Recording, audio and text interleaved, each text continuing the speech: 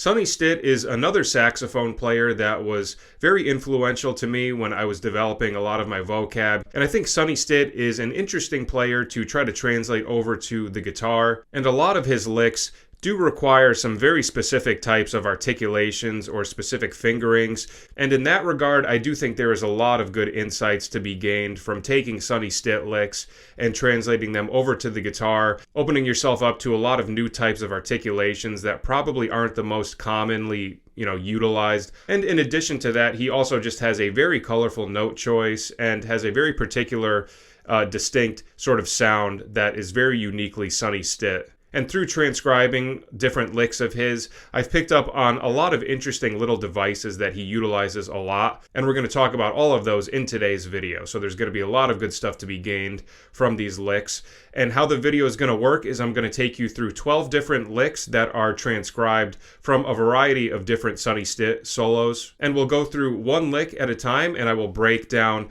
the notes, talk about what's going on from a music theory perspective, and hopefully by the end of this you'll have a good understanding of some of the different devices that Sonny Stitt uses in his improvisation, and you will have the tools to try to take some of these sounds and make them your own and utilize them in your own playing.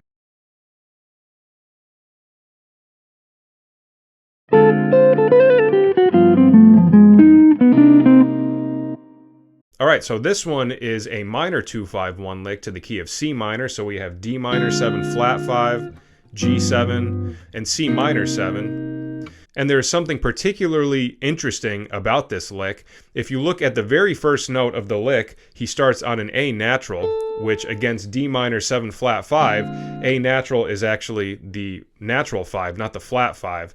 And after checking out a couple of other Sonny Stitt minor 2-5-1 licks, I discovered that he actually uses the regular 5 more often than not over minor 7 flat 5 chords. So it almost looks to me like when he's playing over a minor 2-5-1, he basically treats the first two chords as if it was a major 2-5-1, and then when it gets to, the one chord, obviously he's not going to play C major, he plays C minor. So I thought that was particularly interesting, and it goes to show you that you can really get away with a lot of stuff when it comes to improvisation. To me, that natural 5 does not sound bad against the half diminished chord. If anything, I think it has a really colorful and sort of unorthodox characteristic to it. So if we look at this lick in relation to D minor 7 flat 5, we start on A, which is our regular 5.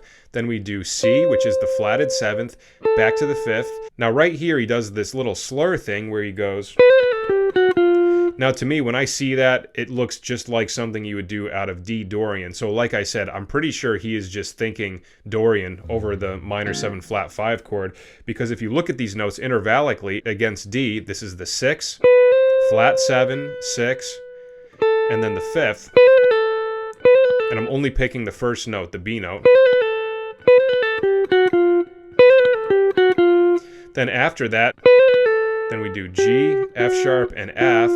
So you could think of that in one of two ways. You could just think that he's doing a chromatic in D, to the flatted 3rd, which is F. So going chromatic from the 4 down to the flatted 3rd. Or you could think ahead to the G7 chord that's coming and just say that he's doing a chromatic to the flatted 7th of G7, because once he lands on that F note, that's beat 1 of the G7 chord. So you can think of that in one of two ways. And then right here he does another interesting thing. He goes right down an F major arpeggio.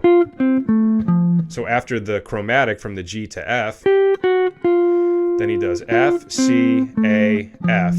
So if we think of that in relation to G7, he's playing a major arpeggio starting on the flatted 7th of the chord that we're in. We're in a G7 chord, the flatted 7th is F.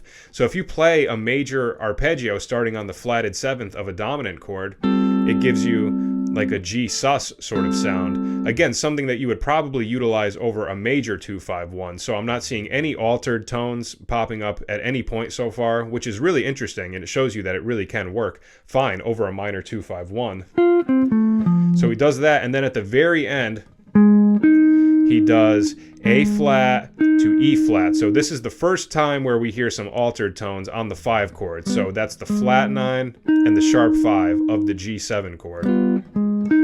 So, and I love the contrast between the beginning and ending of that lick, because like I said, we have more of that suspended sound from the F major arpeggio, and then those nice, pretty altered tones at the end to create some more tension. And then he has the B natural, which is our major third of the G7 chord. And then when it resolves to C minor, he just plays the 9 to the 1. So, all right, so the whole lick is... All right, so the couple of ideas that we talked about in that lick, like I said, just playing Dorian over the minor 7 flat 5 chord rather than, Locrian or Locrian natural 9. And then over the G7 chord, he plays an F major arpeggio, which is a major arpeggio on the flatted 7th of the dominant chord, which gives us more of a suspended sound.